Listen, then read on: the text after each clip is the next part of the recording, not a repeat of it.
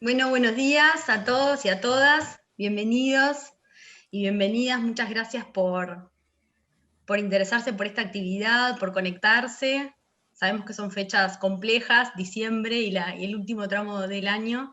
Así que, bueno, queríamos desde Amnistía Uruguay y de Amnistía Chile darles la bienvenida a este conversatorio sobre este segundo país, sobre Chile, que lo denominamos Chile Despierto.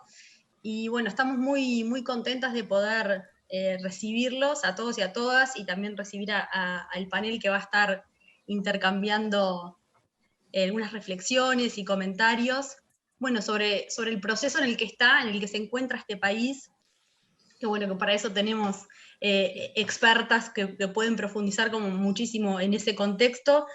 Pero desde Amnistía Uruguay decidimos hace ya un tiempo, en el marco de una campaña emblemática de Amnistía Internacional que se inscribe por los derechos, tomar el caso de Chile para trabajar este año en esta campaña. Es una campaña que tiene como el sello de la organización porque implica, bueno, movilizarse por casos, ¿no? Por situaciones de personas o de comunidades que tienen sus derechos vulnerados y sufren distintas violencias. Y en este caso decidimos trabajar sobre los casos puntuales eh, de Fabiola Campilá y de Gustavo Gatica, ¿sí? Que son, bueno, dos personas, dos jóvenes que estuvieron vinculados al estallido social, a las protestas del año pasado en Chile, y que, bueno, lamentablemente sufrieron consecuencias muy graves para su salud, para su vista. Puntualmente ambos perdieron la vista, y bueno, tienen diferentes consecuencias en relación con eso, producto de la represión y del uso excesivo de la fuerza que se dio en el marco del llamado estallido social en octubre y noviembre del año pasado. Pero bueno, claramente esto es el llamado estallido social es como un episodio, ¿no? Un momento, ¿sí? de la historia de Chile, y que en realidad arrastra o significa un proceso como mucho más amplio, un proceso también de exigibilidad de derechos y de poder dar cuenta de las desigualdades, y sobre todo de la gente levantándose para exigir y demandar mejores condiciones de vida, y que eso tiene efectos en múltiples niveles, ¿no? En un nivel social, en un nivel económico, en un nivel político, y que, bueno, de alguna forma la respuesta pública que tuvieron las autoridades chilenas a través de sus diferentes órganos y cuerpos, bueno, no fue la más adecuada si lo miramos con la lupa de los derechos humanos y en relación con los estándares de derechos humanos. Por esta razón, principalmente, fue que desde Amnistía Uruguay decidimos trabajar este año.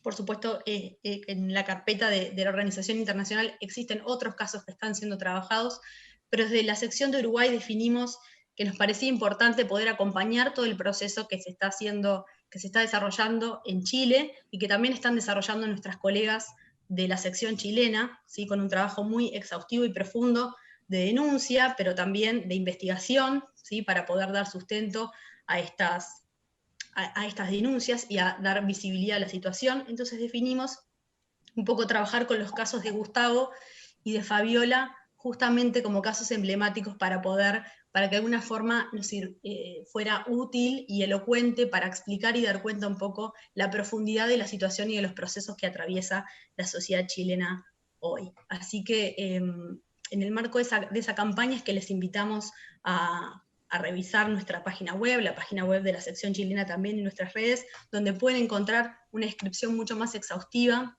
de los casos y afirmar, porque eso es lo que intenta la campaña, ¿no? Poder dar no solamente voz y visibilidad a los casos, sino también firmar para exigir justicia, y es muy importante el apoyo de todas, ¿sí? De todas las personas de diferentes partes del mundo. Para quienes no saben o no conocen tanto en profundidad Amnistía, uno de los principios básicos de su trabajo tiene que ver con la solidaridad internacional, y es por esto que nos apoyamos en ese principio desde Amnistía Uruguay, para poder acompañar y apoyar el proceso que está llevando adelante Chile y los y las colegas de la sección chilena, que, bueno, que hoy nos están acompañando.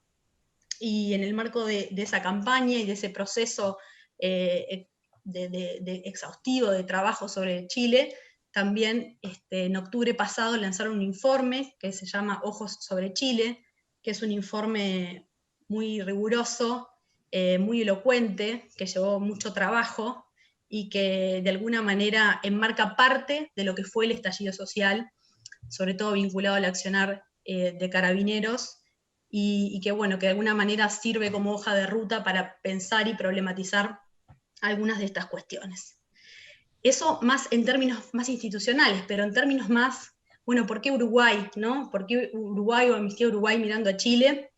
Y bueno, en realidad nos unen varias cosas, no solamente la cercanía, ¿no?, y el cariño, sino también una historia de alguna manera que tiene muchos puntos de conexión y que también tiene que ver con estos procesos del autoritarismo y el uso excesivo de la fuerza y los crímenes de lesa humanidad. Entonces, también esa cercanía y esa empatía de, digamos, de un país a otro es un elemento que nos parece importante también para poder acercar a la realidad chilena, y que eso nos sirva también desde Uruguay para pensar nuestros propios procesos. Si bien los países deben compararse y deben comparar sus estándares de derechos humanos consigo mismos y no necesariamente con los otros, mirar, entender, comprender, desentrañar esos procesos nos sirve también mucho para reflexionar sobre los propios. Y de alguna manera, no solamente esa historia o esa empatía, digamos, con Chile, sino también algunas características, ¿no?, que tienen que ver más con indicadores socioeconómicos, si se quiere, ¿no?, dentro de la constelación de América Latina, que también nos acerca de alguna manera a la sociedad chilena, donde parecemos, ¿no?, como dos sociedades con indicadores de derechos humanos relativamente buenos, ¿no?, si nos comparamos en relación con otros, pero que eso de alguna forma no es suficiente para esconder una serie de desigualdades estructurales profundas, y que de alguna manera el caso de Chile viene a romper la vista, ¿no? Y eso es un poco lo que nos pareció también importante de poder recuperar esta experiencia y de sumarnos a todo el trabajo profundo que viene haciendo la sección de Chile para poner sobre la mesa lo que está pasando y también abonar a esa discusión, ¿no?, que tiene que ver con una discusión más de cuáles son los criterios de justicia, cuáles son los límites o las tolerancias a las injusticias y a las desigualdades sociales, y de alguna forma esto intenta hacer también una contribución en ese sentido. Así que nos acompañan hoy y estamos muy agradecidas de su presencia aquí Ana Piquer, que es la directora ejecutiva de Amnistía Internacional Chile. Ana es abogada con una amplia experiencia en derechos humanos, ha sido también docente en diversas universidades y ha sido una actriz clave en todo este proceso y en este informe que presentó Amnistía Internacional, como les decía, en octubre, y que de alguna manera es como esta hoja de ruta para arrojar un poco de luz sobre estos procesos. Y Ana nos viene a contar un poco, más ponernos en contexto y también algunos de los elementos que se destacan en este informe. También nos acompaña Mariana Cianelli, que es periodista de La Diaria y es editora de la parte de política de La Diaria. Y Mariana de alguna manera va a colocar o a poner algunas preguntas en relación con el rol de los medios de comunicación, en justamente narrar todo el proceso de Chile, y además particularmente La Diaria ha sido uno de los medios que ha dado continuidad, ¿sí?, a lo largo del tiempo, desde el estallido social, a monitorear un poco la situación desde el punto de vista de los medios a la situación de Chile. Y por último nos acompaña Gabriel de la Coste, que es politólogo y periodista también, que viene a aportar una mirada crítica sobre ese proceso, una mirada también de coyuntura y de análisis político, combinada con esta lectura y con su propia impronta también de pertenencia, digamos, al movimiento social, ¿no? Un poco como para abrir allí el abanico de opciones y de reflexiones al respecto del caso de Chile. Así que sin más preámbulo, les vuelvo a agradecer la presencia de todos y todas aquí, y le doy la palabra entonces a Ana Piquer. Muchas gracias, Lucía, y gracias por la invitación. Creo que para nosotras es muy importante también el el que lo que está pasando en Chile se sepa en todo el mundo. Finalmente, la gravedad de lo que ha llegado a pasar, sobre todo en lo que se refiere al actuar policial, es fundamental para generar presión el que exista esa sensación de, como se llama el informe, ojos sobre Chile, de que efectivamente no está pasando desapercibido y que no se está invisibilizando ni va a salir gratis para quienes lo están cometiendo.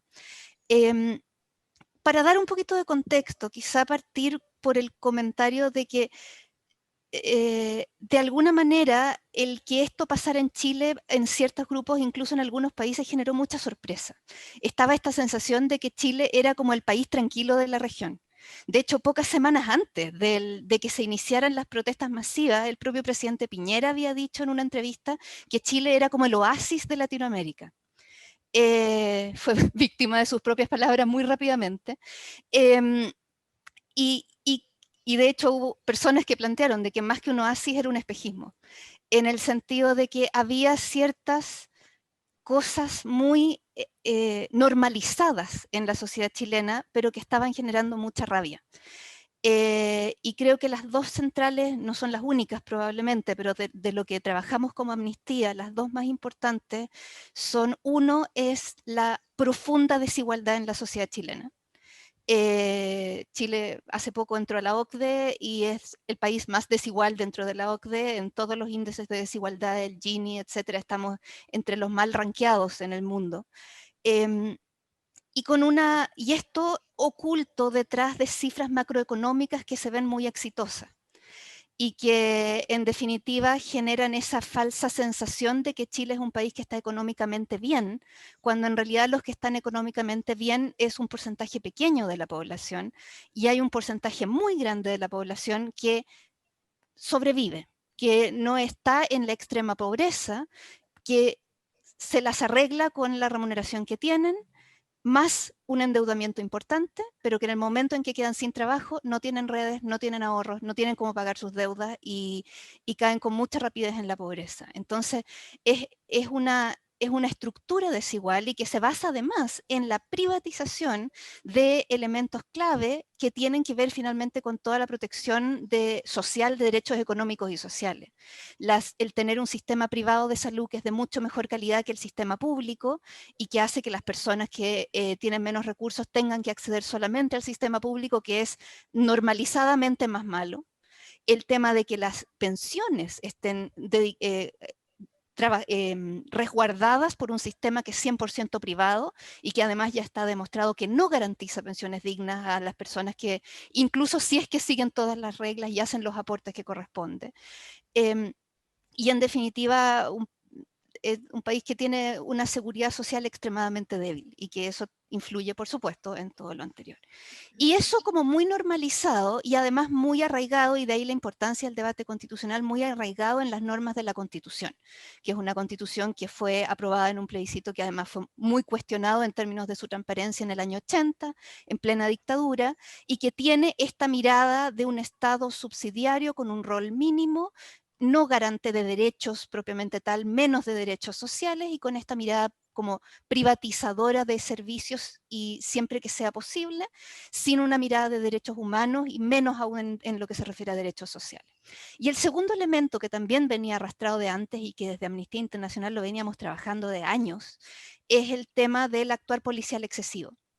Carabineros de Chile, la policía chilena, es una institución que está acostumbrada a hacer uso excesivo de la fuerza, especialmente, pero no exclusivamente en lo que se refiere al control de manifestaciones públicas. La manifestación pública es considerada como un hito potencialmente riesgoso, a la cual se manda inmediatamente a las fuerzas de orden público de carabineros, que van fuertemente armados, que van con carros lanzaguas, con gases lacrimógenos, y teníamos absolutamente normalizado que lo normal es que una marcha termine con gases lacrimógenos en la zona. Como que a nadie ya le llamaba la atención, era como, ya están tirando lacrimógenos. Siendo que es algo que en otros países cuando tiran la policía usa gases lacrimógenos es un escándalo. Y todo esto confluye al momento de octubre de 2019, que fue el momento en que por una serie de circunstancias no sé, los astros se alinearon de la manera que es muy difícil precisar exactamente por qué en ese momento, pero distintas teorías al respecto, pero algo pasó que esto se transformó en una movilización masiva. Y eso hizo que estas dos cosas que comentaba se transformaran en algo gigante, en que por un lado el descontento ciudadano frente a estas desigualdades y a esta no garantía de la dignidad más básica se hizo manifiesto como no se había hecho manifiesto nunca. Y por otro lado, una respuesta policial y una represión desde el Estado que nos llevó a la peor crisis de derechos humanos que habíamos vivido desde el fin de la dictadura. Desde Amnistía Internacional hemos estado haciendo todos los esfuerzos para abordar de alguna forma ambas aristas. Y digo haciendo todos los esfuerzos porque la verdad es que la situación a veces nos desborda.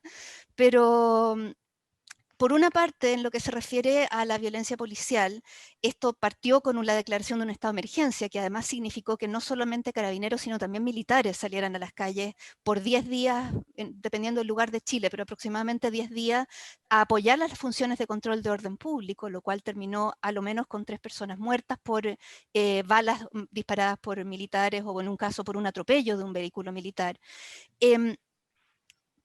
Pero esto no se limita al actuar militar. De hecho, lo que ha causado mayor cantidad de víctimas es el actuar de carabineros, que se extendió por mucho tiempo más allá del estado de emergencia, y que de acuerdo a cifras de fiscalía están estimando que ha habido casi 9.000 víctimas a lo menos de heridas o de diferentes formas de maltrato policial.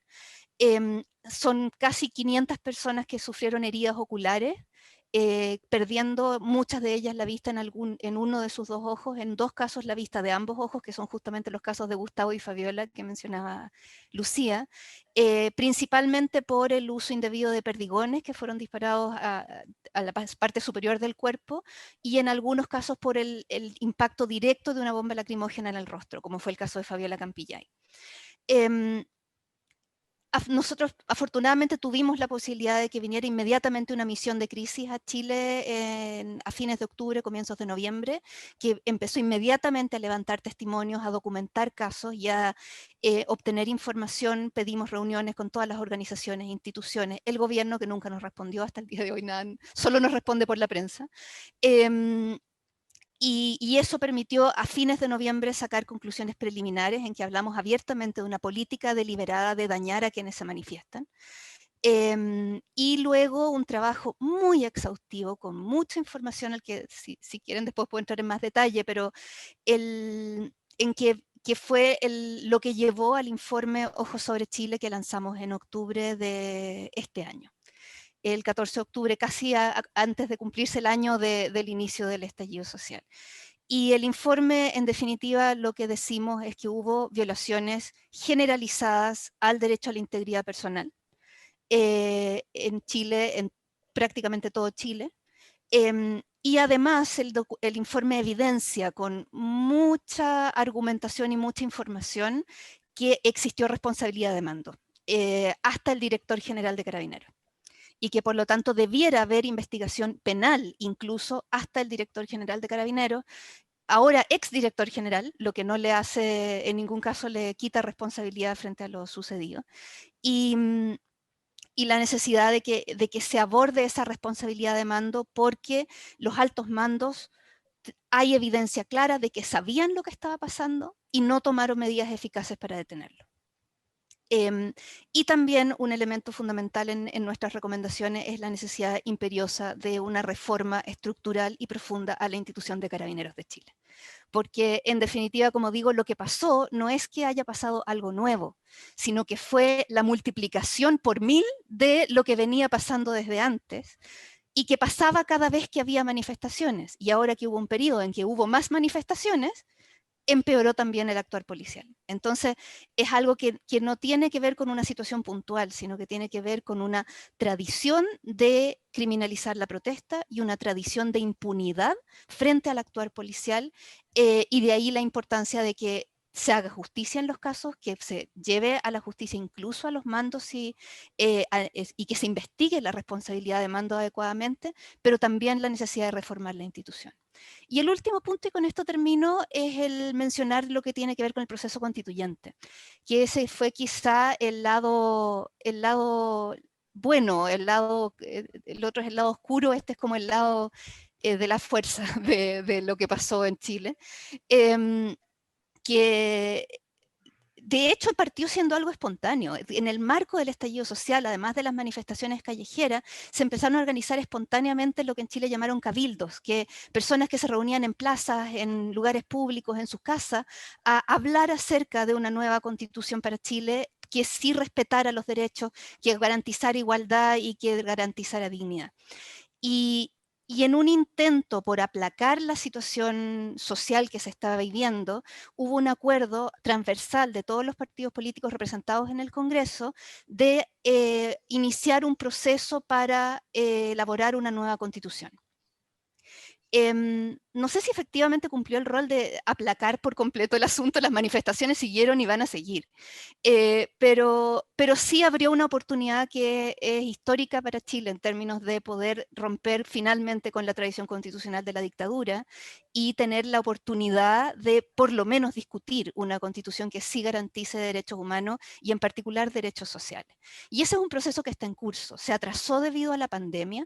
El plebiscito que inicialmente estaba previsto para abril se hizo ahora el 25 de octubre, perdón, pero la opción de apruebo, que queremos tener una nueva constitución, ganó por casi un 80%, que es muchísimo más de lo que yo habría apostado, para ser honesta, y lo que también nos alegra mucho desde Amnistía Internacional. De hecho, hicimos campaña abiertamente a favor del apruebo, en el entendido de que era necesario una nueva constitución para garantizar derechos humanos en Chile, y ahora lo que viene es que toca elegir democráticamente la Convención Constitucional. Esas elecciones son el 11 de abril del próximo año.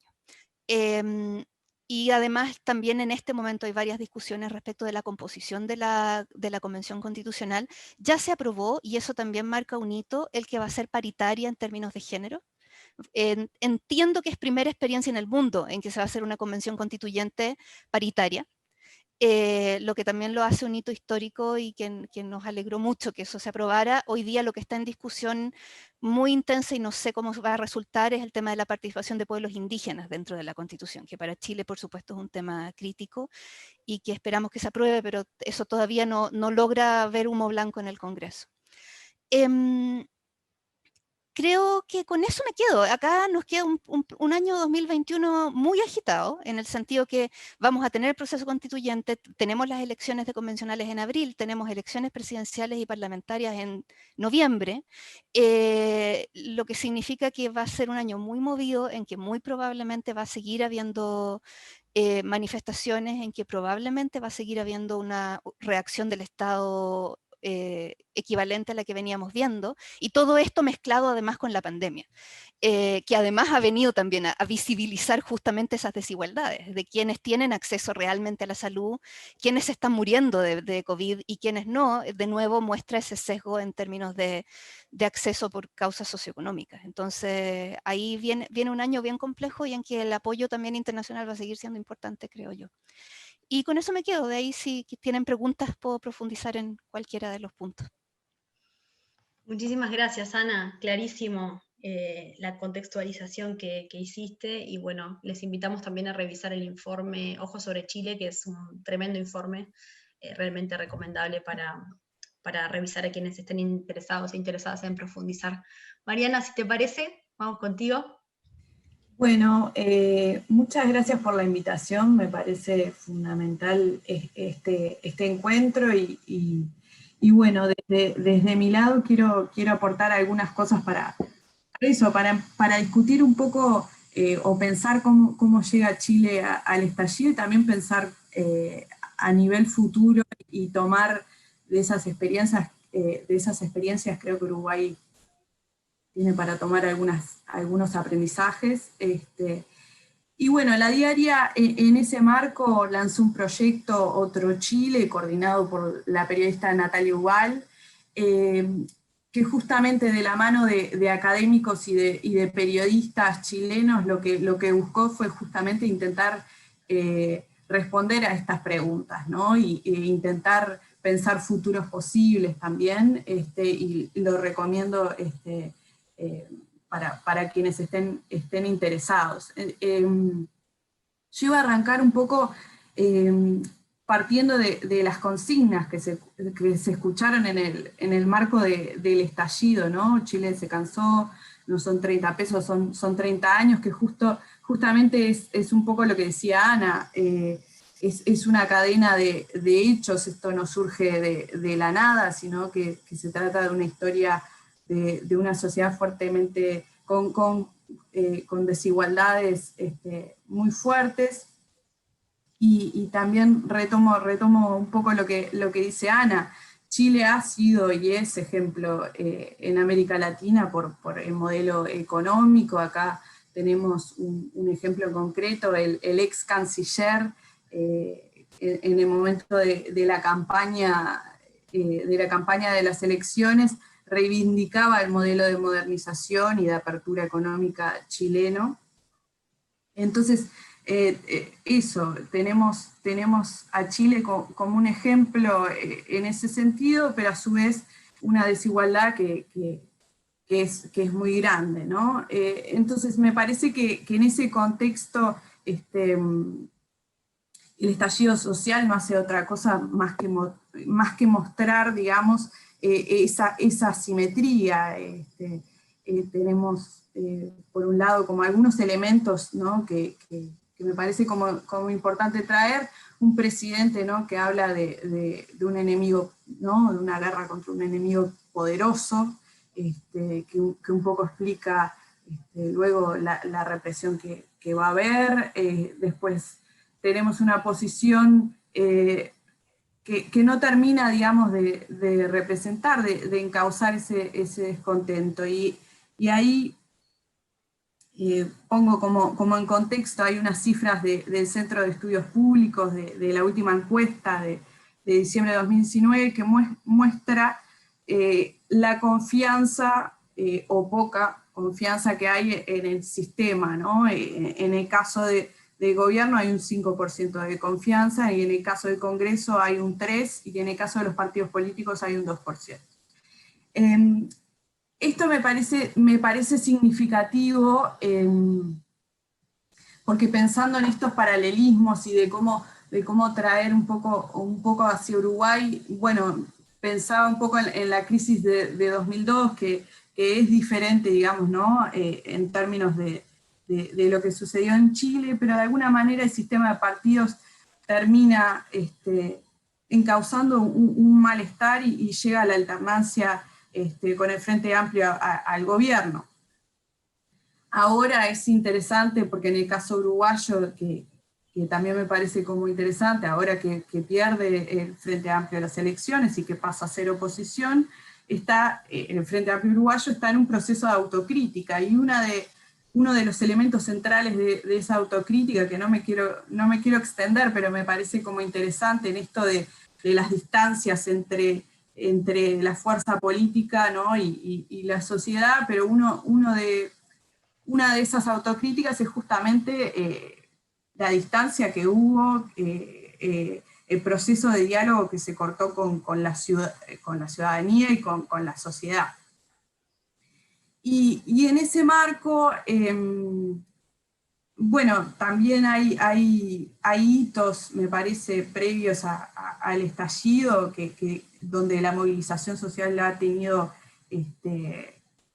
un rol importante. En el caso de Chile, volviendo digamos, a Chile, que tiene que ver con la revolución de los estudiantes, la movilización, la revolución pingüina llamada de los estudiantes secundarios en 2006, reclamando por la derogación de la Ley Orgánica Constitucional de la Enseñanza, la gratuidad de la prueba de selección universitaria, y más recientemente la movilización estudiantil en 2011. ¿Por qué traigo todo esto? Porque hay diferentes actores fundamentales como para entender el proceso, y y en este tiempo es como, en este corto tiempo, quizás es difícil nombrarlos a todos, pero entonces por un lado hay una movilización social muy fuerte, hay un gobierno deslegitimado en el caso de Chile, y hay una posición y un sistema de partidos que también está golpeado a nivel de confianza. Y en ese marco, me parece que los medios de comunicación entran, digamos, en este esquema, porque el déficit de confianza también los abarca. Hay un estudio muy interesante que hace la Facultad de Comunicaciones de la Universidad Católica de Chile, que realiza una encuesta y en base a esa encuesta hace un estudio sobre la percepción de confianza y de rol de los periodistas en el marco del estallido. Y ahí es súper interesante ver que la crisis de confianza también abarca a los medios de comunicación y a los periodistas, y que las expectativas de la ciudadanía en la cobertura de los medios no se vio contemplada. Entonces se muestra que, por ejemplo, la mayoría, un 80%, se informa a través de la televisión y los medios digitales, son los más usados con más frecuencia, y también son los menos puntuados, los peores evaluados en cuanto a la información que brindan. A todo esto también la encuesta presenta distintos porcentajes que me parecen como súper significativos. El 70% de las personas encuestadas creen que lo que se presenta como noticia no es veraz, un 23% no confía nada en los medios de comunicación, y un 62% confía poco o algo en los medios, ¿no? Después otro elemento que me parece interesante que arroja este estudio es sobre las expectativas que sí eran altas sobre el rol de los periodistas. Y ahí aparecen varias cosas que me parece como interesante tener en cuenta, y que también pueden aplicarse a Uruguay claramente. Uno de los principales temas que se marca es que la mayoría esperaba de los periodistas que cumplieran un rol de verificación de la información, y eso no es casual en el marco, ¿no?, de la infodemia, de la desinformación que circula. Después otro elemento era que brindaran información de utilidad y de asistencia pública, que brindaran datos objetivos sobre los hechos y sobre las consecuencias de los hechos, y que eduquen sobre cómo enfrentar la crisis y cómo fomentar de alguna manera el autocuidado. Entonces, los niveles de desconfianza también llegan a los medios de comunicación, y hago como un acotado, digamos, Chile, al igual que en Uruguay, tiene altos niveles de concentración mediático. Hay un estudio de Martín Becerra y Guillermo Mastrini que analiza la concentración a nivel de la región, y muestra que Chile tiene altos niveles de concentración, con el concentrado, digamos, a nivel de la prensa escrita, de la televisión, e incluso a nivel de internet, que me parece como que es interesante tenerlo en cuenta a la hora de pensar en la pluralidad de la información, ¿no? Que está muy atado con el tema de la concentración. Pero no me quiero quedar solo en lo que pasó, sino en cómo la ciudadanía al mismo tiempo, y la sociedad al mismo tiempo que manifiesta un hartazgo, manifiesta su desconfianza a instituciones clave en el sistema democrático, al mismo tiempo busca maneras de buscar participación, de hacer escuchar su voz, de manifestarse, que es un poco lo que Ana contaba con los cabildos, que yo también lo estaba viendo, y me parece que es como súper significativo esas asambleas que se crearon, ¿no?, en el marco de la discusión del plebiscito en todo Chile, que fueron espontáneas.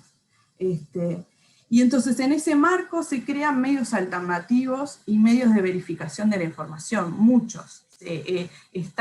Cumple un rol muy importante la red estudiantil de información Rey Chile, que empieza a informar en tiempo real y a verificar la información que estaba circulando, Fast Check CL, Malaspina Decodificador, un montón de medios que de alguna manera presentan una alternativa a lo que se estaba mostrando en ese momento.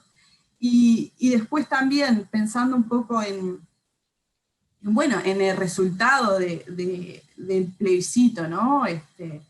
Un 78% responde que quiere una nueva constitución, una constitución que era la base, digamos, de muchos privilegios y también de muchas desigualdades. Y para eso, que vuelvo a eso, se realizan asambleas, se crean coordinadoras de asambleas territoriales en Chile, el movimiento social va encontrando sus maneras de participación, el movimiento feminista es clave en las movilizaciones, en el 8M, en estar presente y marcando la agenda. Y bueno, a modo, digamos, de cierre, creo que justamente ahí es donde tenemos que estar mirando y seguir atentos y atentas a los cauces que va encontrando la ciudadanía, ¿no? Para participar, para hacerse oír, y tomar estos datos que un poco mencionaba en torno a la opinión de la población sobre los partidos, sobre el gobierno, sobre los medios, como para intentar buscarle una vuelta y buscar una solución. Y por ahí cierro. Buenísimo, Mariana, muchas gracias. Bien interesante el planteo, ¿no? De no solamente mirar como los canales alternativos de participación ciudadana, sino también como estas búsquedas de núcleos confiables también de información, que es vital, ¿no? Para también la participación, digamos, están como muy vinculados, y esta, de alguna forma, distinción que haces entre el rol de los medios de comunicación y el rol de los periodistas, ¿no? Como un ejercicio ahí también de resistencia, estos posibles espacios alternativos ahí para efectivamente poder hacer una contraposición al mainstream, ¿no? al poder hegemónico, digamos, podemos llamarlo de diferentes formas, así que muchas gracias. Gabriel de la Coste, adelante. Bueno, hola, gracias a Mestia por la invitación. Viene siendo muy enriquecedor escuchar las intervenciones anteriores con mucha información. Creo que efectivamente es muy importante que en Uruguay, en todas partes, pero en particular en Uruguay, entendamos mejor lo que sucede en Chile.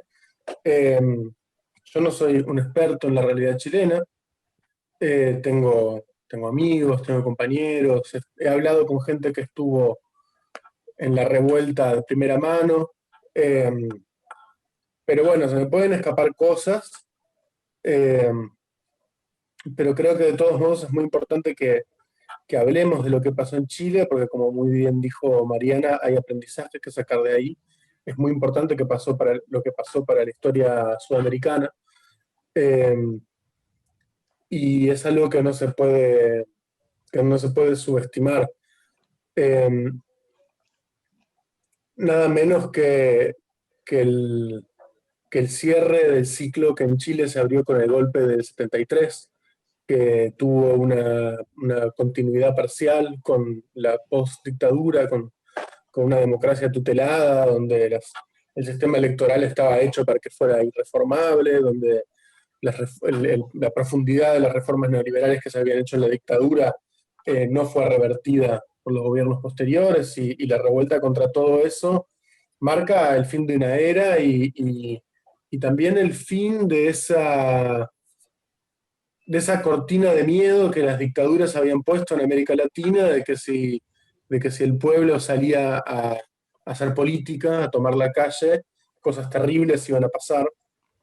Y bueno, el pueblo salió y están pasando cosas muy interesantes. Cuando estuve en Chile pude ver con mis propios ojos, pero también escuchar hablando con gente, esta cotidianidad de la represión de las manifestaciones. Es algo para un uruguayo muy impactante, no es que en Uruguay nunca haya represión, ¿no? Por ejemplo, en las manifestaciones contra UPM se lleva gente presa, no es que hay un seguimiento de los grupos antisistémicos, los llamados por la policía, ¿no? Pero bueno, a ver, evidentemente el grado de represión policial de las manifestaciones en Chile es muy alto, es muy impactante la cotidianeidad de la represión y de la violencia política en Chile, sobre todo a los estudiantes, también a los mapuches, por muchos años. Y al mismo tiempo una sociedad extremadamente en la superficie, cuando uno la veía a simple vista, veía una sociedad extremadamente permeada por el neoliberalismo, por la cultura estadounidense, y sin embargo, con una juventud increíble, que toma el espacio público de unas maneras, apropiándoselo de una manera maravillosa, con una forma de estar y de producir cultura y de tener humor en las manifestaciones y de hacer genkidamas gigantes y disfrazarse de Pikachu y hacer cosas que son muy interesantes para aprender sobre cómo se hacen cosas que peguen masivamente y que hablen con la cultura popular y no con la cultura popular de los 60, sino con la de ahora. Y hay muchísimo para aprender de ahí. Como decía recién, el modelo económico que impuso la dictadura en Chile y que continuó con la democracia parcialmente, es un neoliberalismo extremo que endeuda a la gente, que hace que la gente tenga que pagar por la educación, que pone a la gente a competir todo el tiempo. Esto no es solamente un tema de plata, esa consigna, esto no son 30 pesos, son 30 años, también quiere decir, bueno, sí, nos rebelamos porque nos están afanando, pero en realidad hay toda una forma de vida que a la gente le hace sentir mal, que no gusta, que es opresiva, que es difícil, que no es la vida que queremos. Y eso en un momento revienta. Y es interesante que reviente. Digo, no es que no hubiera descontento antes, ya se mencionó las tremendas marchas contra las AFP, contra el sistema de jubilatorio privado, que en Uruguay hay una versión de eso más moderada, pero en Chile hay una gran organización popular contra eso. También las marchas por la educación, también el movimiento mapuche, feminista, etc.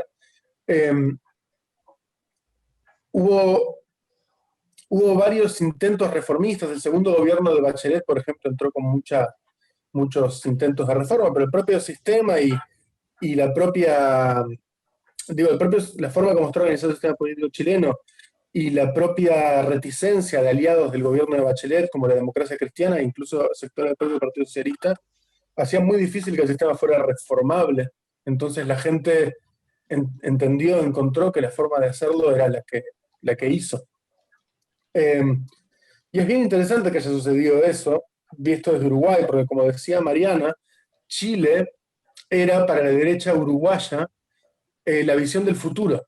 Desde el punto de vista de la derecha uruguaya, lo que tiene que pasar es lo que había en Chile antes de la revuelta de octubre. Y ahora todos vimos que eso que la derecha uruguaya quería, revienta. Y eso no es nada menor, y es notorio que el actual gobierno uruguayo está muy preocupado por lo que pasó en Chile. Hablan de chilenización, hablan con mucha preocupación de la posibilidad. Ellos cuando hablan de chilenización, el gobierno uruguayo lo que imagina es pequeños grupos radicales intentando producir hechos de violencia para desestabilizar. Y eso justifica desde el punto de vista del gobierno el despliegue de la inteligencia policial sobre organizaciones sociales. Esto salió en la tapa del semanario Búsqueda hace 2 semanas.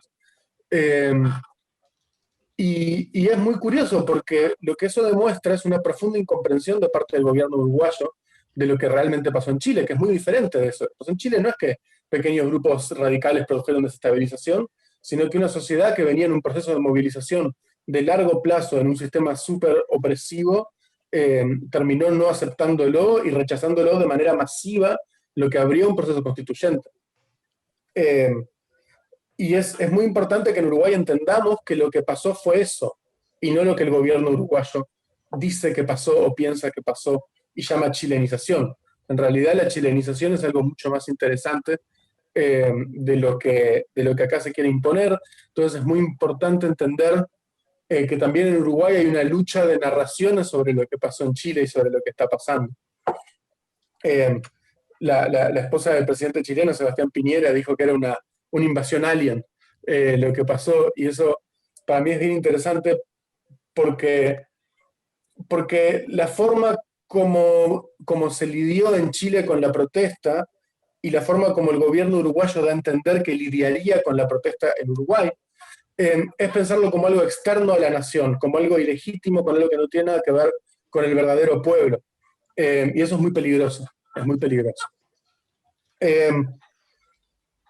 Fue súper importante en Chile, y para mí es algo importante de mencionar en un evento de Amnistía Internacional, la actuación de los organismos de derechos humanos. En Chile hay un Instituto Nacional de Derechos Humanos que hacía informes diarios de los heridos, de los muertos, que eso se difundía, y eso hizo muy visible en Chile mismo, pero también en el exterior, la magnitud de la gravedad de la situación, y también un montón de organizaciones de derechos humanos. Hoy se presentó el informe de Amnistía, que es de una forma súper completa, y eso es súper importante, porque cuando se produce una situación de estas características, los gobiernos no quieren que se sepa que los efectos que tienen, la forma como lidian con la situación. Y resalto la importancia de los organismos de derechos humanos, porque en Uruguay, el gobierno uruguayo, por ejemplo, a través de su ministro del Interior, ha hecho varias declaraciones públicas intentando desprestigiar la Institución Nacional de Derechos Humanos que tenemos aquí, y que cumple un rol importante, y que cumpliría un rol más importante aún en una situación de protesta social masiva. Entonces es muy importante respaldar y señalar la importancia de los organismos de derechos humanos, y también de las organizaciones no estatales de derechos humanos.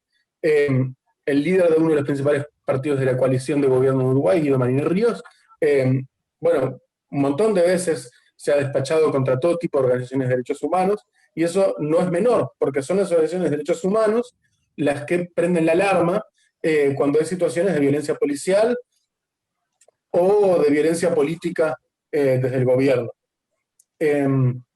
Hoy en Chile hay una lucha que yo quiero mencionar y que también es importante y que a los uruguayos nos puede resonar mucho, que es una lucha por la liberación de los presos de la revuelta.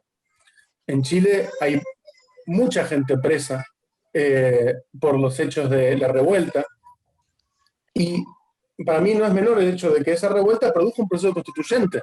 Es decir, fue una revuelta legítima, que hablaba de los intereses legítimos del pueblo chileno y de sus expresiones legítimas, y que las personas que están presas por esa revuelta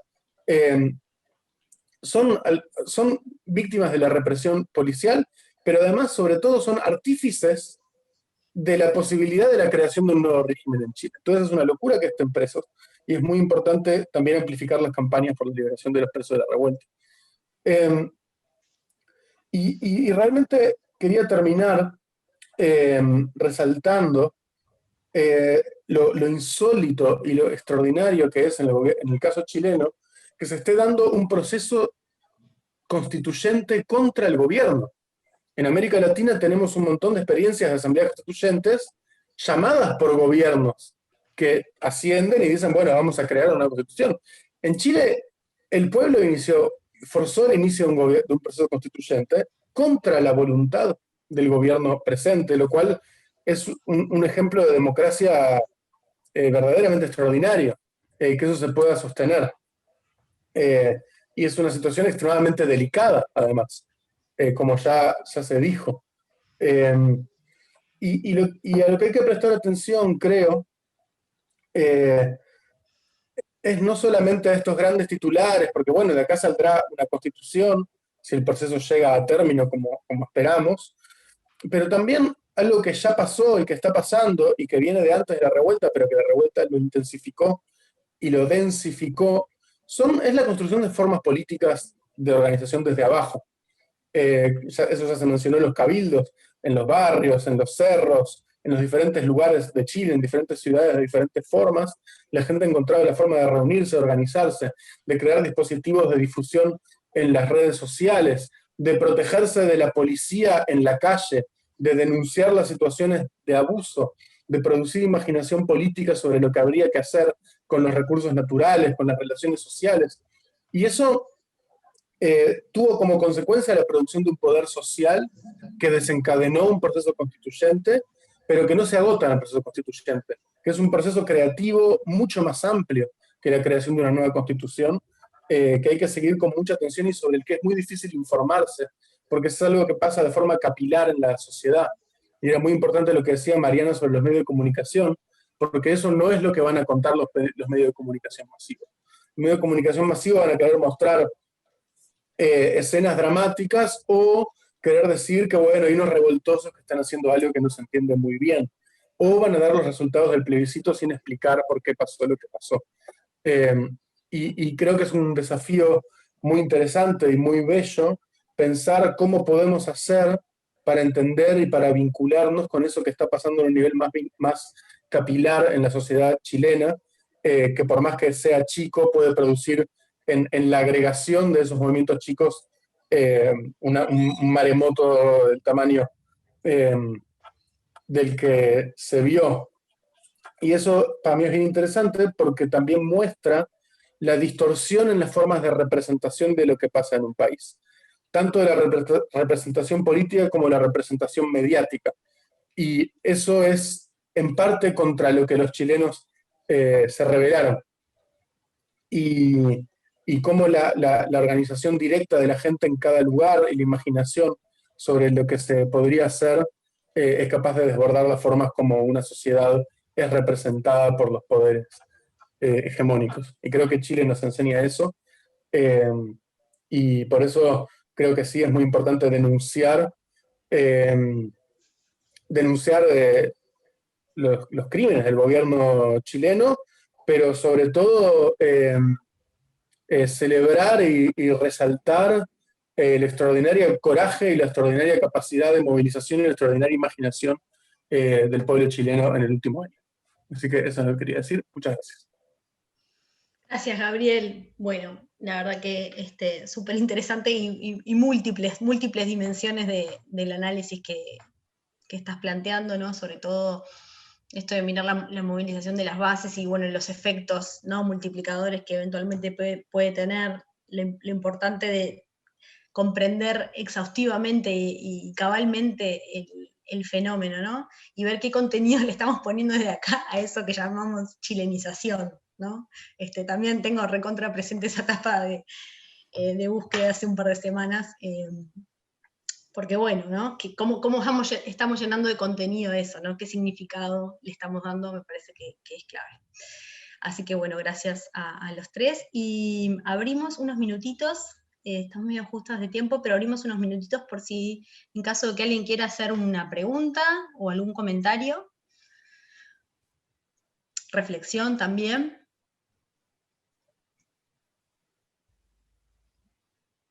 Puede ser alguna pregunta, Ana, Mariana, Gabriel, o alguna reflexión que haya disparado todo esto.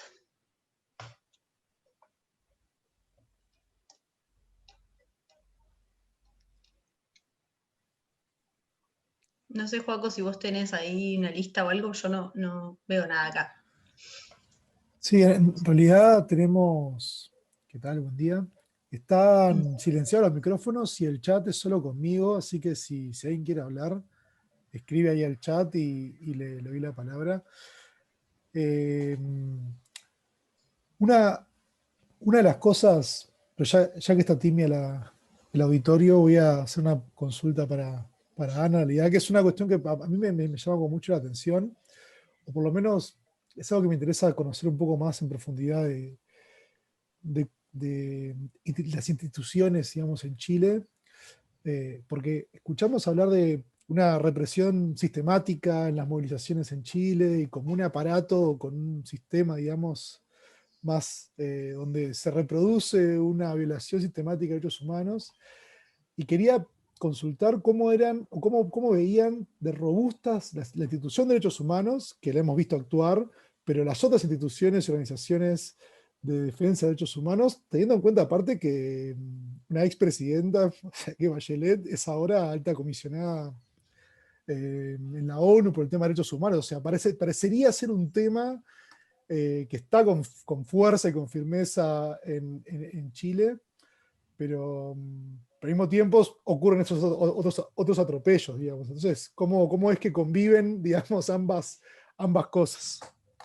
Y ahí ahora tengo, creo que Diego quería hacer una consulta. No sé si le doy la palabra o querés primero, Sí, Ana. y ¿Sí? después hacemos una ronda. Dale. Te habilito, Diego, el uso de la palabra.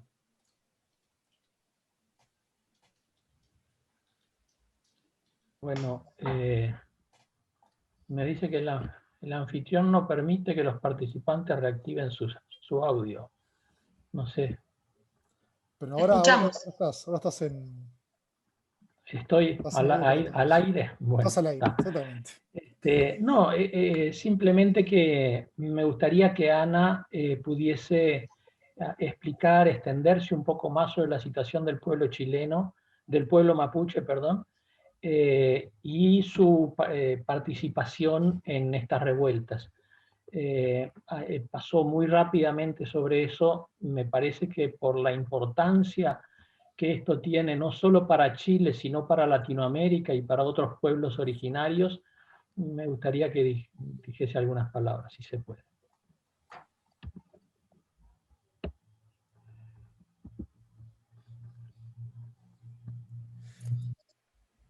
¿Hay algún comentario, pregunta, reflexión más? Sí, está Adriana, que hizo un comentario, pero lo estoy viendo solo yo, capaz que quiere hacerlo para todas y todos. Estoy buscando.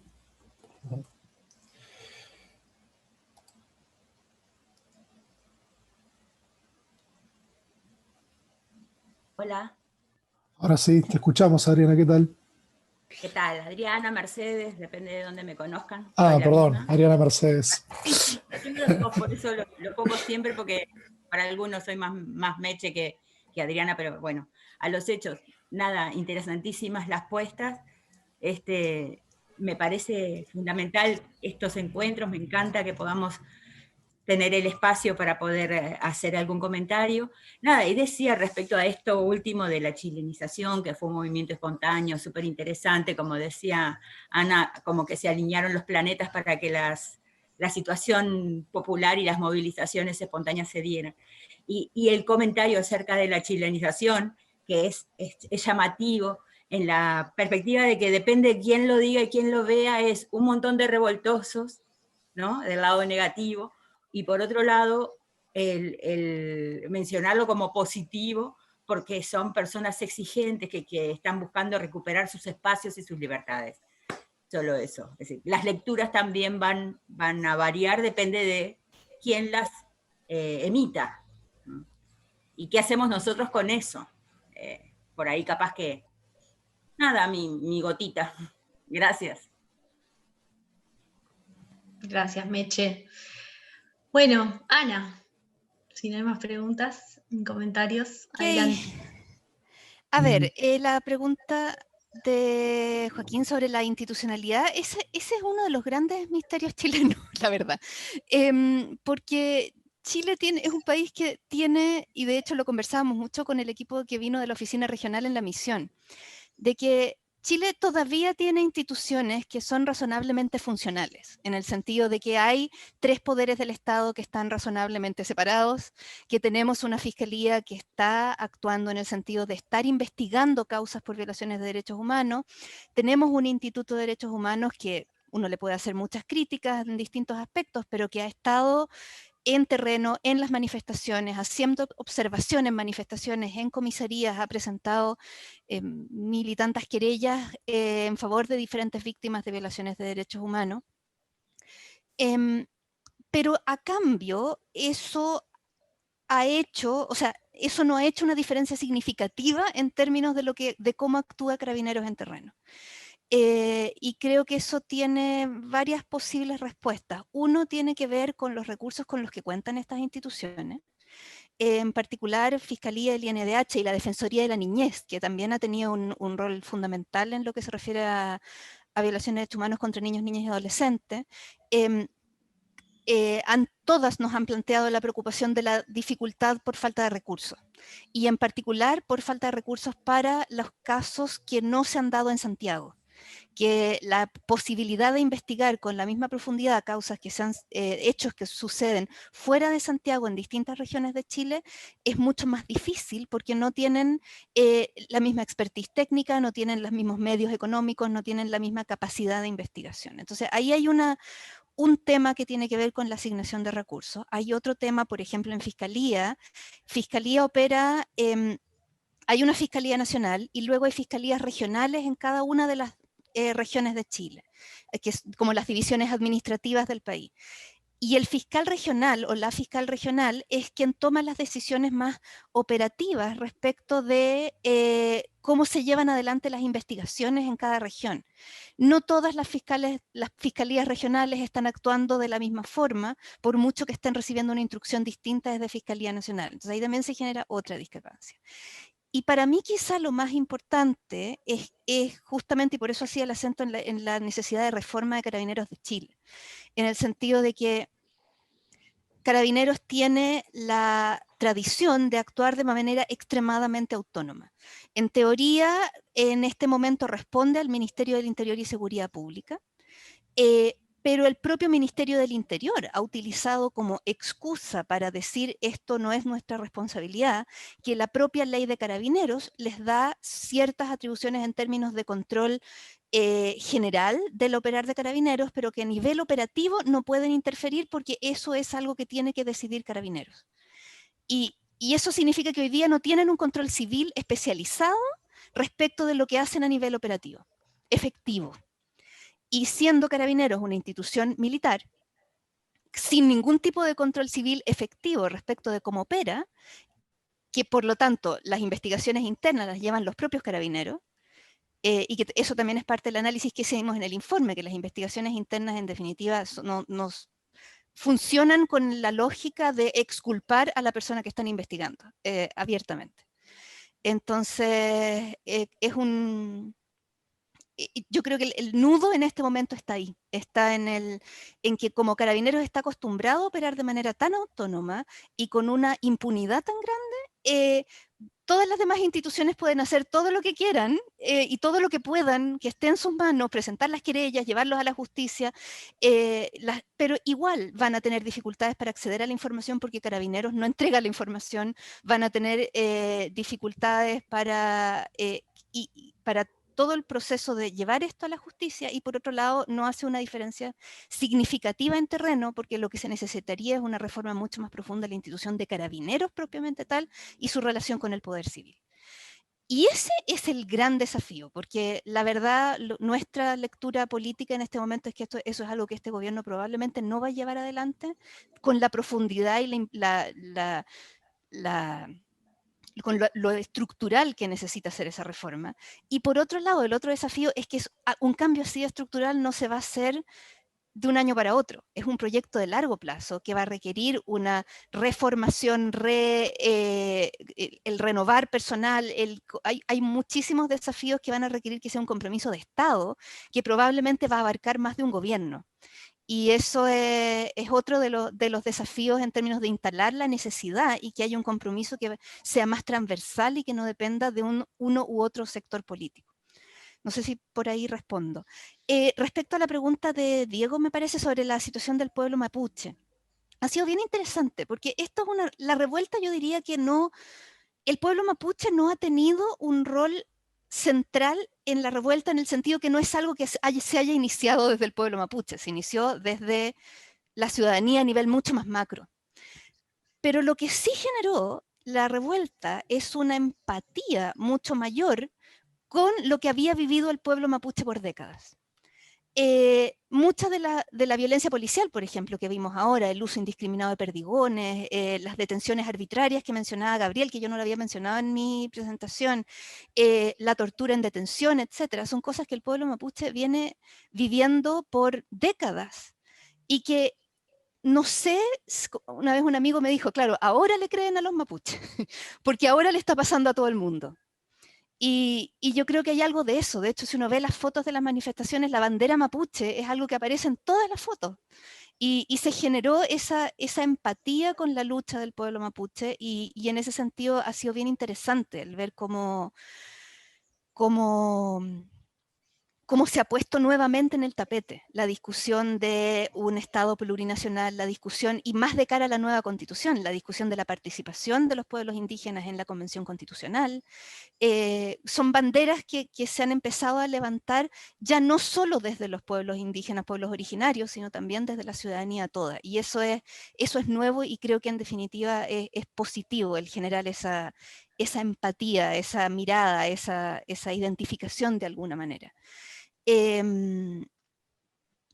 Y lo otro quizá también respecto a la realidad del pueblo mapuche es mencionar que, como decía, otra de las cosas que justamente se conecta con el punto anterior, de que este actuar de Carabineros en el intento de impedir que se acceda a información que pueda incriminar su actuar, de hacer malas investigaciones internas, de incluso llegar a ocultar pruebas para que serían incriminatorias contra Carabineros, es algo de lo que tenemos evidencia de mucho antes del estallido, precisamente en contra del pueblo mapuche. Y lo mismo con la criminalización y el uso indebido de la prisión preventiva como una forma de criminalizar la protesta. Entonces, de nuevo, es algo que ha generado como el al fin creer que lo que el pueblo mapuche venía denunciando era verdad y que su causa es justa y que habían estado pagando los costos por esa causa, así como hoy día lo está pagando la ciudadanía a nivel mucho más amplio. Entonces, creo que en eso se ha dado un fenómeno muy interesante. Y quería hacer un último comentario sobre el punto de Adriana Mercedes, que no la conocía antes, así que no sé qué nombre usar. Que me pareció súper interesante también lo que decía Gabriel, de cómo, de que esta idea de chilenización y que de que se utilice para justificar un poco esta lógica del enemigo interno, que creo que es extremadamente peligroso. Se genera mucho esta lógica de que de los alienígenas que usó la primera dama, o de que son como ciertos grupos, hasta se ha hablado de que es intervención venezolana, cosas de ese tipo, de que como que fueran ciertos grupos radicalizados que están movilizando a la ciudadanía con un plan maestro para destruir Chile. Y como quienes estamos acá lo vemos con un asombro increíble, porque en definitiva fue algo muy no organizado, fue orgánico, fue algo que la gente salió y no hubo, ni siquiera hay un líder claro o lideresa, alguien que sea como la vocería del movimiento. Es algo colectivo y parece que eso es muy difícil de entender para ciertos élites que están acostumbradas a otra forma de hacer política de alguna manera, en que tú tienes grupos organizados, que tienes una representación y tú sabes exactamente con quién hablar, con quiénes llegar a acuerdos y después todo va a estar bien. Y en este caso es algo mucho más complejo que eso. Entonces me parece que, y además la lógica de llevar todo a ellos y nosotros, al enemigo versus quienes nosotros tenemos que defendernos, es extremadamente peligroso desde la perspectiva social en general y desde la perspectiva de derechos humanos en particular. Y eso es algo que creo que en términos narrativos es fundamental combatirlo deliberadamente, de que no se puede entrar en esa lógica de que acá tenemos enemigos que tenemos que combatir y criminalizar y meter a la cárcel, porque puede ser que haya habido personas en Chile que cometieron hechos de violencia en el marco de las protestas, pero eso no significa que toda la protesta sea violenta, que toda la protesta sea ilegítima, y que la causa sea ilegítima en sí misma y que por lo tanto hay que tratar a todo el mundo como enemigo. Y eso es peligrosísimo y es parte de lo que yo creo que hay que combatir y de lo que hay que enfrentar de cara a lo que queda de este gobierno, sobre todo que sigue muy en esa lógica criminalizadora. Gracias, Ana. Denise también pidió para hacer un comentario, así que si les parece, le damos la palabra a ella. No la estoy encontrando ahí. Ah, acá está. habilitarle el audio. No, solo si no hay preguntas de la audiencia, solo contarles mi experiencia también un poco como uruguaya en Chile, durante el estallido y lo que ha sido. Yo creo que además de los análisis brillantes que hacen los colegas y de toda la presentación de Ana, hay que rescatar algunos puntos también, y es que había una desmovilización brutal en Chile. El voto es voluntario, por lo tanto la gente ni siquiera iba a votar a los comicios. Y con el plebiscito tuviste un voto de más 51% en época de pandemia, con un voto que no era obligatorio y que es mayor que los votos sin pandemia y que han sido en todas las elecciones. Entonces, según Juan Pablo Luna, eso sería un voto fácil, porque es como ir en contra de, ¿no? Vamos en contra de la constitución de la dictadura y por tanto vamos a votar. Entonces el desafío que viene ahora es qué va a pasar ahora cuando haya que votar por personas, por quienes van a integrar la convención constituyente. Porque hay dos aspectos claves, o sea, en la votación del plebiscito del 25 de octubre se votó. ¿Usted quiere una nueva constitución, sí o no? Si puso que sí, ¿quién quiere que escriba esta nueva constitución? Y lo que había era una opción que era mixta, que es mitad parlamentarios que se van a dedicar durante un año solamente a esta tarea, y mitad ciudadanos de a pie, electos democráticamente, o una convención totalmente armada por ciudadanos de a pie. Y salió esta segunda opción. Pero ¿qué pasa? Hay quienes están definiendo las reglas del juego de cómo está armada esa convención constituyente. Los parlamentarios, que Cecilia mencionaba que en diciembre tenían un 3% de aprobación. Entonces, ellos son los que votaron de que la representación fuera paritaria, los que están definiendo los escaños de los pueblos originarios, pero también los que definieron, por ejemplo, que no iba a haber tope para el financiamiento de la campaña. Entonces, cuando uno prendía la tele, mientras estaba la campaña para el plebiscito, era impresionante la cantidad por el rechazo. Entonces también era muy difícil pensar, bueno, pero ¿qué cabida está teniendo el apruebo de una nueva constitución si el rechazo tiene tanto cabida? O mismo uno veía la prensa y era como, tenemos que volver a la tranquilidad, a la paz, ¿no? Y eso se repetía todo el tiempo. Entonces, yo creo que lo que ha generado también de un tiempo a esta parte es que las redes sociales han sido una de las principales herramientas de denuncia pública y la propia ciudadanía ha tomado en su poder la capacidad de denunciar.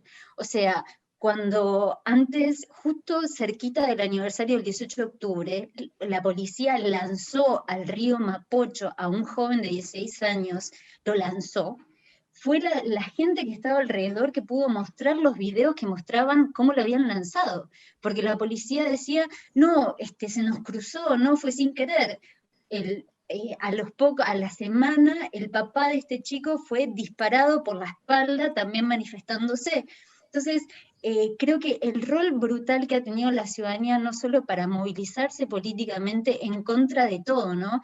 Porque formación ciudadana, por ejemplo, en los colegios no existía hasta el año pasado, que se reinstaló. Pero no hay profesores de formación ciudadana, y solo se puso para los últimos años del liceo.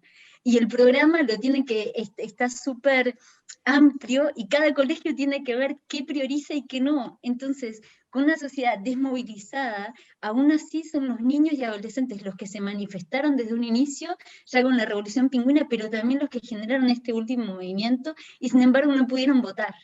Y se les rechazó 2 veces la posibilidad de voto, porque se presentaron proyectos de ley para reducir la posibilidad de voto a los 16 años y se rechazó.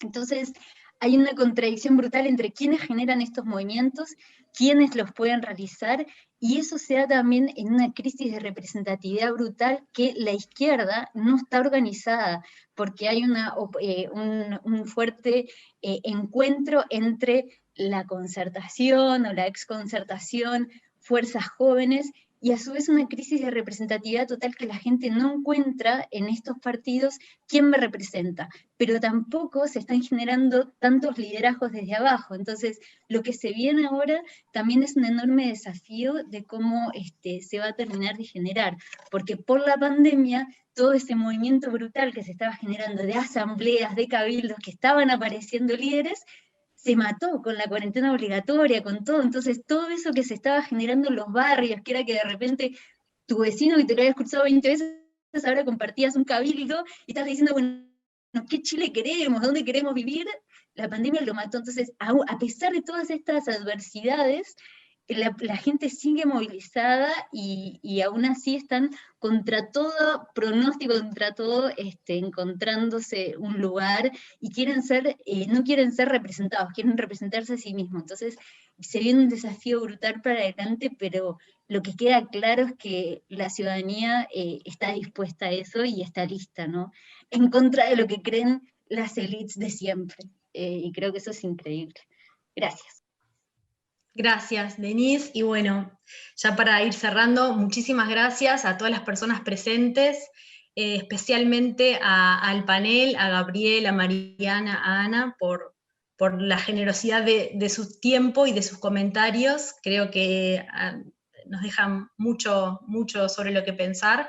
Y bueno, de hecho lo vamos a hacer y vamos a seguir trabajando, esperando también poder acompañar desde acá ese anuncio que hacía Ana de que 2021 va a seguir complejo, entonces con más razón seguir pensándonos, y sobre todo en esta clave de no comernos el cuento de los tocados por la varita, ¿no? Con algunos indicadores, con algunas cuestiones en torno a las desigualdades que pueden haber, o mejoras en relación con otros países, en países, bueno, como Chile, como ya bien lo dijeron, y también en alguna manera como Uruguay, sino de hacer un análisis un poco más agudo, ¿no? No solamente la foto, sino mirar como el hilo, ¿no? La narrativa de la película para comprender mejor y estar mejor parados, y sobre todo alertas a estos procesos. Así que, bueno, desde Amnistía Uruguay, desde Amnistía Internacional, Uruguay y Chile, les agradecemos a todos y a todas por su tiempo y haber compartido este espacio, y seguramente nos encontremos en alguna otra instancia. Así que muchas gracias.